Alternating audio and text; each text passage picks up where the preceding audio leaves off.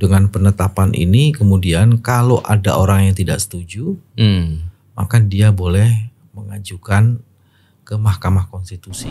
Bahkan kemudian informasinya, Mas, yang kadang-kadang kita juga kan karena udah bukan penegak hukum lagi ya, judinya bukan sekedar judi online biasa, Mas. Ada raja judi yang masuk dari luar ke Indonesia dan membiayai ini. Enggak, tadi saya masih belum kelihatan negaranya mana tadi, Mas? Kamboja. Kamboja. Orang Indonesia dia mainnya kan dia cari tempat yang kira-kira akan aman lah. Dan itu rahasia umum, Mbak Bewi. Rahasia Semua umum, banyak orang tahu. Masa Pak Bewi belum tahu? Ini belum pernah dibahas di podcast lain soalnya, Mas Novel.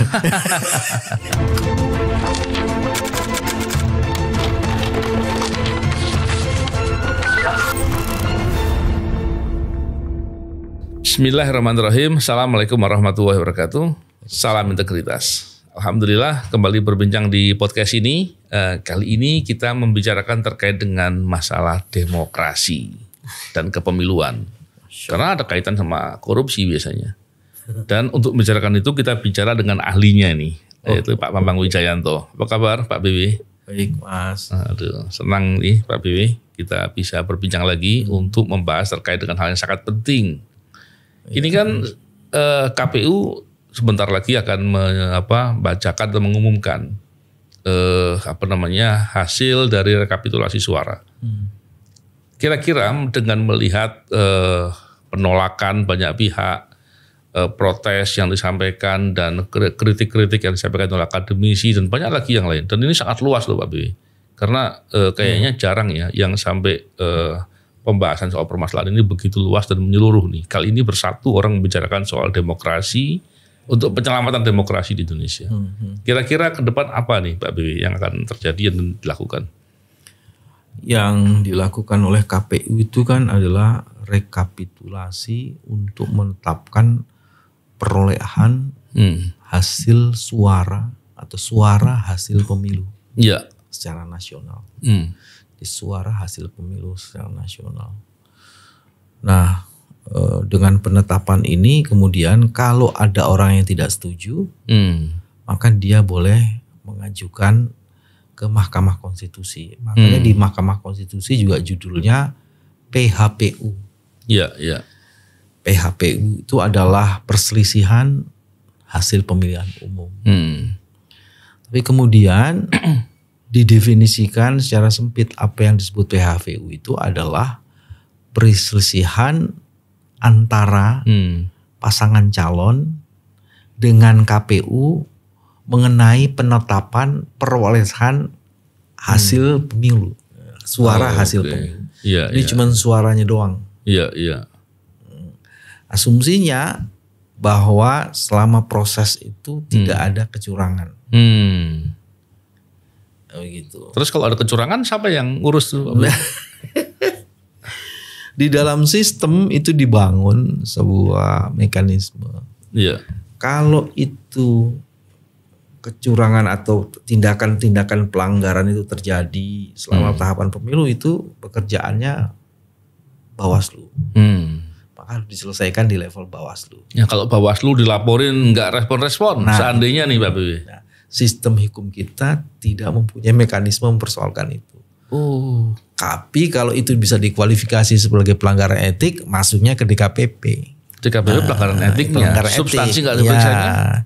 Tapi apakah etik itu, kalau dia dikualifikasi sebagai pelanggaran etik, apakah itu berpengaruh kepada tindakannya yang mengakibatkan suatu produk hukum? Itu tidak. Aduh. Itu jadi repot. Kalau ada sengketa mengenai KPU dengan peserta pemilu, itu juga Bawaslu misalnya. Kayak gitu. Jadi ada yang namanya pidana, ada yang sengketa administratif. Macam. Jadi dengan terminologi baru tadi, artinya MK tidak meriksa TSM lagi dong. Sebenarnya itu tidak terminologi baru. TSM itu diputuskannya di Bawaslu. Iya. Oke. Dibagi aja bagian tugas di Bawaslu gitu. Cuman yang jadi soal besar adalah ada 3 soal. Satu, kalau penyelenggara pemilunya itu bermasalah. Iya. Ya kan? KPU-nya bermasalah, Bawaslu-nya bermasalah, DKPP-nya bermasalah. Mari kita tunjukkan satu-satu. KPU ketika membuat tahapan, dia tidak membuat detail misalnya peraturan KPU, misalnya contohnya. Penetapan dilakukan tanggal sekian dan berakhir tanggal sekian. Nah, kalau tidak, misalnya kayak gitu, itu kan menyulitkan Bawaslu untuk melakukan kontrol, tidak ada mekanisme. Iya. Nah, ini peraturan kayak begini gimana nih? Itu kan jadi ada indikasi dari awal, ada keinginan untuk tidak dikontrol kan. Terus kemudian yang kedua, contoh nih soal KPU. Ketika verifikasi faktual dilakukan, nah dalam verifikasi faktual itu kemudian ditemukan berbagai informasi yang sudah terkonfirmasi. Komisioner Bawaslu terlibat untuk menyatakan seseorang atau satu partai tertentu memenuhi syarat atau tidak memenuhi syarat.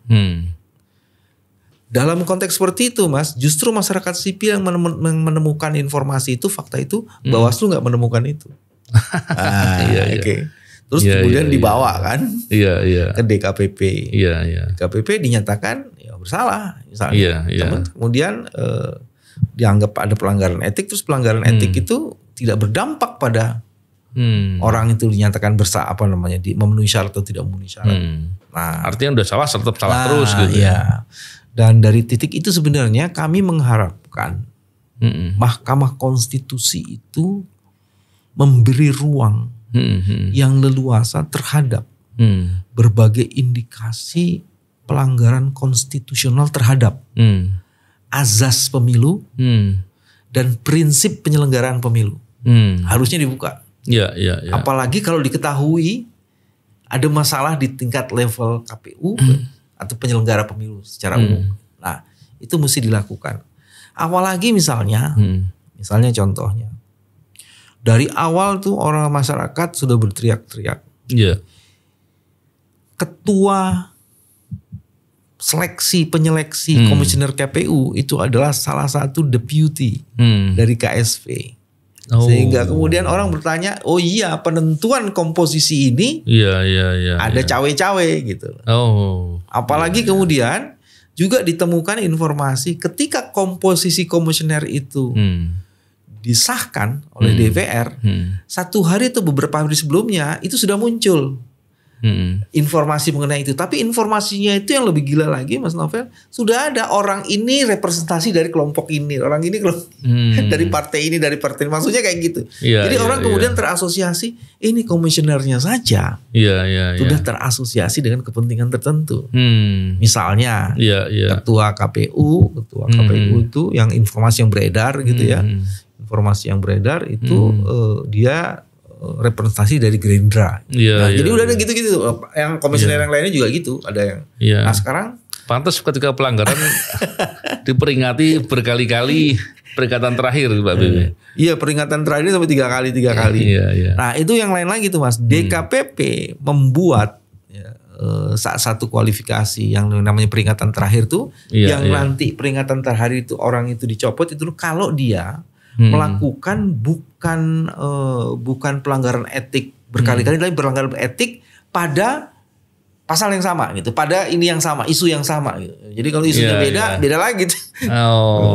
Jadi dia definisi operasionalnya begitu. Jadi orang bisa tuna integritas berkali-kali kalau pakai definisi. Jadi menurut saya DKPP-nya yang kurang integritasnya itu. Betul. Nah, kayak gitu. Nah, itu yang jadi. Terus yang lainnya juga yang kita menarik adalah apakah Mahkamah Konstitusi atau bukan apakah ya boleh pakai pertanyaan, apakah Mahkamah Konstitusi juga akan memeriksa bila ternyata bisa dibuktikan ada hubungan segitiga, ini bukan hubungan segitiga nih, antara kekuasaan penyelenggara pemilu dan kemudian pasangan calon. Ada segitiga hubungan gitu. Di mana segitiga hubungan itu yang melanggar prinsip-prinsip yang tadi saya bilang, prinsip penyelenggaraan dan azas mengenai pemilu. Nah, itu yang mesti diinikan. Jadi itu yang menarik nanti yang mesti dilihat Mas. Nah, kami mendorong Mahkamah Konstitusi itu bertindak sesuai dengan level konstitusionalnya. Iya, iya, iya. Bila di dalam pelaksanaan pemilu itu terdapat pelanggaran-pelanggaran penting terhadap azas pemilu yang disebutkan di dalam konstitusi, pasal 22E itu menyebutin pemilu dilaksanakan secara adil dan jujur. Iya. Ya, itu disebutin. Presiden dalam sumpah jabatan harus menjalankan undang-undang secara baik gitu ya, secara tegak lurus gitu kayak gitu lah. Yeah. Nah, itu kalau terjadi ada pelanggaran-pelanggaran itu gimana? Misalnya pelanggaran terhadap bansos. Ternyata bansosnya, sebagian bansos itu tidak ditercover oleh undang-undang. Iya. Nah, misalnya kayak gitu. Nah, itu gimana tuh? Kemarin Ibu Risma baru menyatakan bahwa dari 496 dia hanya sekitar 80 atau 97. 78 yang mengelola bansos. Jadi dia bertanggung jawab di situ. Yang lainnya tuh bansos yang mana tuh? Iya. Siapa yang mengelola? Apakah benar mereka mempunyai kewenangan untuk mengelola itu? Misalnya kayak gitu. Kalau itu kaitannya dengan sosial kan. Iya. Kami menduganya itu berkaitan erat dengan tugas pokoknya Kementerian Sosial. Kira-kira kayak gitu Mas Novel. Pak BW, kalau seandainya nih yang tadi Pak BW bilang hubungan segitiga seandainya antara KPU penguasa dengan penyelenggara dengan pasangan calon. Tapi kalau pasangan calonnya yang berhubungan itu cuma satu, bukan dua-duanya gitu Pak BW. Kan ada presiden dan calon presiden, calon wakil presiden. Ya. Terus gimana itu Pak BW? Nah, di dalam rumusan petitum memang ada alternatif nih Mas. Setahu saya yang dirumuskan. Alternatif pertama yang mendaftar itu bukan satu-satu Mas, pasangan calon. Oh betul, ya. Pasangan calon yang mendaftar. Pasangan calon. Jadi satu yang salah berdampak. Iya dong, mestinya begitu. Iya. Terus yang kedua memang pakai yang alternatif itu Mas, yang mengatakan bahwa ini masalahnya adalah pelanggaran-pelanggaran ini yang banyak melakukan berkaitan dengan kepentingan si wakilnya. Jadi kemudian yang kena itu adalah wakilnya. Jadi kita bisa meminta kayak gitu. Iya. Memang kalau melihat dari pembahasan yang saya perhatikan di media dan media sosial tentunya, ini problemnya banyak sekali Pak B. Bahkan saking banyaknya membuat publik bersatu, yang selama ini saya melihat agak sedikit bergesekan gitu. Tapi sekarang hari ini bersatu saya lihat, karena memang melihat problemnya sebesar inilah kurang lebih. Tapi Pak BW, biasanya kalau masalahnya terlanjur besar, itu saya khawatir hakim pada umumnya lah ya takut untuk mengambil keputusan. Saya nggak ngerti ya lo hakim konstitusi ya. Semoga lebih punya keberanian dan lebih punya wibawa ya, dan tentunya perlu keberanian untuk itu. Ya. Kalau melihat itu gimana tuh Pak BW? Justru saya berpikir sebaliknya Mas Novel. Ya. Hari ini yang dikorupsi itu bukan kekayaan negara saja. Demokrasi pun dikorupsi. Ya, betul. Makanya disebut dengan democratic corruption. Ya, jadi demokrasi dikorupsi. Itu sudah menjadi wacana gitu. Iya. Nah, kalau demokrasi yang dikorupsi kan bukan lembaga penegakan hukum yang seperti kita kenal di bawah MA yang ini. Justru ini saatnya MK menempatkan dirinya betul-betul sebagai the guardians and the interpreter of the constitution. Bahkan sekarang udah mulai disebutkan itu bahwa Mahkamah Konstitusi itu adalah the safeguard of the democracy. Jadi dia penjaga demokrasi, Mas. Iya. Sebab di dalam demokrasi itu sendiri kan apa intinya tuh? Demos, kratos. Iya. Daulatan di tangan rakyat. Nah sekarang suara atau representasi kedaulatan yang bertransformasi menjadi suara itu dicurangi, dikorupsi. Iya. Lah masa MK nggak bisa terlibat di situ? Jadi ini logiknya tuh di situ tuh. Iya. Itu sebabnya kemudian MK ditunjuk atau diminta untuk menegakkan otensitas dari otoritas yang dimilikinya. Ini salah satunya adalah masuk lebih dalam lagi, bukan sekedar soal suaranya, tapi kenapa suara itu terjadi. Karena hasil itu kan tergantung dari proses, Mas. Betul. Nah kalau prosesnya yang diliputi dengan berbagai macam kecurangan atau kita sebut dengan corrupt of the process democracy itu menghasilkan hasil, kemudian hasilnya kita periksa, apa kita tidak sedang mengingkari prinsip-prinsip keadilan? Iya, betul. Menarik sekali itu Pak B. Apalagi ditambah dengan fakta-fakta tadi Pak B bilang di awal ya. Dan saya juga banyak lihat di berita-berita, proses yang diajukan di Bawaslu itu banyak yang tidak kemudian ditangani dengan baik. Bahkan Bawaslu sering luput dari melakukan kewajibannya melakukan pengawasan. Tentunya ketika itu nggak dilakukan, masa ada kekosongan hukum? Gitu Pak B. Nah, jangan salah, Bawaslu juga sama kayak KPU. Waktu beredar nama-nama komisionernya, itu ada juga tuh. Ada juga itu ketua Bawaslu misalnya, garis miring di situ yang mengusulkan Golkar gitu kayak. Jadi ada tuh gitu. Ketua KPU-nya Gerindra, ininya Golkar, itu beredar di masyarakat sebelum itu. Nah, kalau udah kayak gitu, independensi lembaga ini taruhannya. Iya. Saya menduga nih Pak BW, terjadinya problematika yang seserius ini itu tidak lepas dari adanya lemahnya KPK. Kenapa? Saya yakin semua politik transaksional ya, yang untuk memilih pejabat, untuk mengkondisikan, membuat perencanaan atau apapun, itu tidak lepas dari praktek uang. Dan tentunya itu biasanya ada bohirnya tuh Pak BW. Tentunya kalau bicara bohir, dia punya kepentingan mengembalikan atau narik uangnya kembali. Apakah itu dari bisnisnya, atau eksploitasi sumber daya alam atau apapun. Karena kan nggak mungkin bohirnya nyumbang Pak BW. Sekedar nyumbang dengan ikhlas gitu kan nggak mungkin. Tidak ada makan siang gratis. Saya khawatir nih Pak BW. Beberapa waktu belakangan ini kan kita sering dirisaukan dengan banyaknya praktik judi online. Dan apalagi pinjol nih. Ini tentunya persepsi saya lah. Saya khawatir apabila ternyata orang-orang yang penyandang dana di dua urusan itu, judi online dan pinjol ya, kemudian dia juga ikut menjadi bohir gitu. Artinya ke depan praktek judi online dan pinjol yang membuat masyarakat betul-betul terdampak dan konflik sosialnya begitu luar biasa.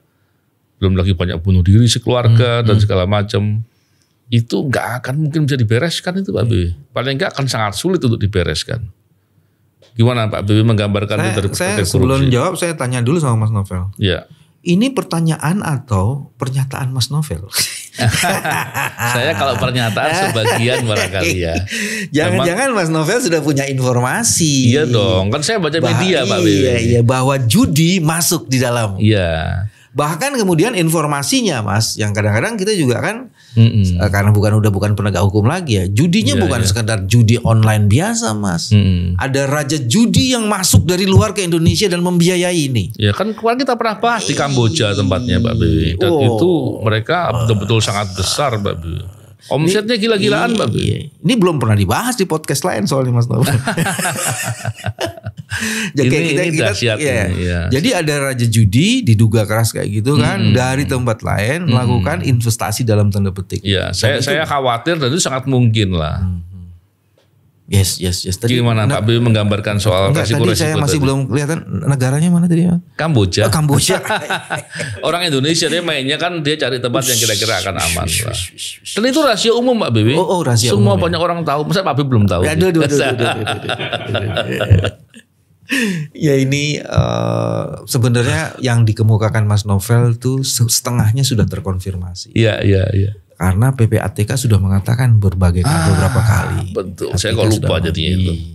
Ada sahabat PPATK. Iya. Itu sudah beberapa kali mengatakan ada aliran uang dari luar. Iya. Itu ada data intelijen yang mengkonfirmasi. Berapa triliun tapi gede ya? Oh gede Mas. Dan itu ada beberapa jenis kan Mas Novel. Ada yang uang itu dari kejahatan memang. Iya. Ada yang kejahatannya berasal dari sumber daya alam. Oke. Ada yang juga masuknya uang karena tidak diklarifikasi itu uang apa yang masuk. Iya. Ya, jangan-jangan sebagian judi itu. Nah, jangan-jangan sebagian judi. Jadi ada seperti itu. Dan Mas Novel tuh yang pertama saya mau bilang gini. Di dalam ketentuan di KPU Kalau bisa dibuktikan seseorang menerima dari dana dari luar negeri, apalagi dari uang haram seperti judi, diskualifikasi Mas. Oh iya. Diskualifikasi Mas. Terus kenapa PPATK itu nggak di follow up ya sama KPU? KPU sibuk kali Pak B. Bawaslu juga enggak. Iya, Bawaslu ya mestinya. Bawaslu. Iya. Itu memang levelnya Mas mungkin ya. Karena mereka urusannya lebih kepada administrasi kepemiluan. Dan pidana kepemiluan tadi tidak melakukan cross border criminality berasal dari luar, apalagi uang gede, apalagi mereka bagian dari kepentingan yang itu sih. Jadi diduga menjadi seperti itu di bagian dari kepentingannya, jadi akhirnya jadi cupet dia. Jadi kadang-kala susah juga bedakan antara takut ataupun nggak paham. Ya, takut, nggak paham dan pahamnya salah. Itu. Terus Mas Novel tadi menghubungkan dengan KPK karena KPK lemah. Saya memprotes sama Mas Novel. Bukan KPK lemah, KPK dilemahkan. Betul. Nah yang kami khawatir setting mengenai weakness of the KPK ini memang udah didesain untuk begitu Mas. Oh iya juga ya. Kan gini Mas Novel, yang namanya korupsi kan well organized crime. Dalam well organized crime itu pasti well planned. Betul. Sehingga kemudian rekayasa peraturan perundangan untuk menentukan siapa duduk di situ dan siapa yang harus ngatur itu terjadi gitu. Kayak tadi saya bilang deputy KSP menjadi ketua panitia seleksi. Itu accident atau design? Kalau saya by design. Iya. Kalau nggak sengaja masa kok sering gitu ya. Terus ada 271 penjabat kepala daerah se-Indonesia. Itu juga menjadi menarik untuk dilihat. Betul, misalnya beberapa hari yang lalu penjabat di Aceh tiba-tiba digusur. Karena di Aceh Pak Prabowo kalah. Oh. Iya dong. Iya. Penjabatnya digusur. Barangkali diduga kebetulan. Seperti itu. Barangkali kebetulan.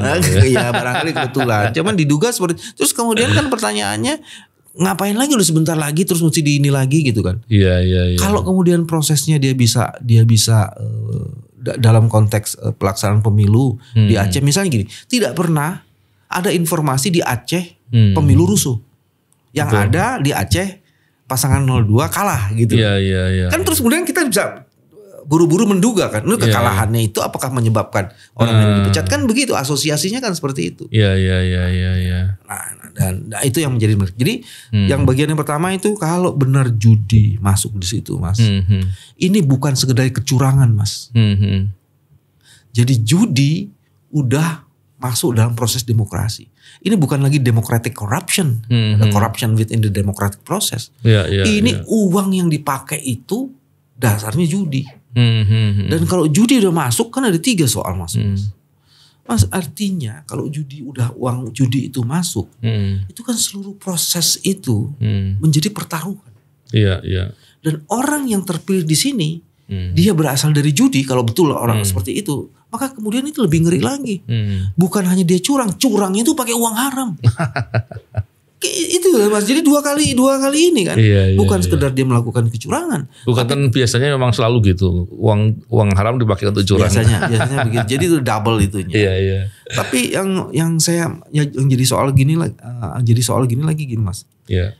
Ini proses sekarang ini adalah proses yang serentak, jadi pemilu raya betul. Betul ya. Tidak hanya memilih pilpres, tapi memilih pileg. Pileg juga. Jadi kalau ada daya rusak itu tuh semesta. Iya.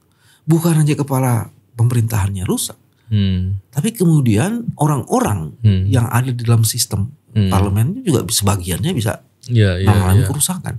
Jadi orang rusak berteman dengan orang rusak pasti punya daya rusak yang sangat besar.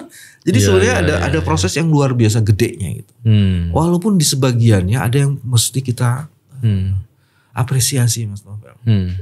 Ada 3. Bagian pertama yang menarik adalah banyak anak muda yang sekarang terlibat. Iya betul. Banyak anak muda yang menjadi representasi dari kekuatan anak muda dalam dunia demografi.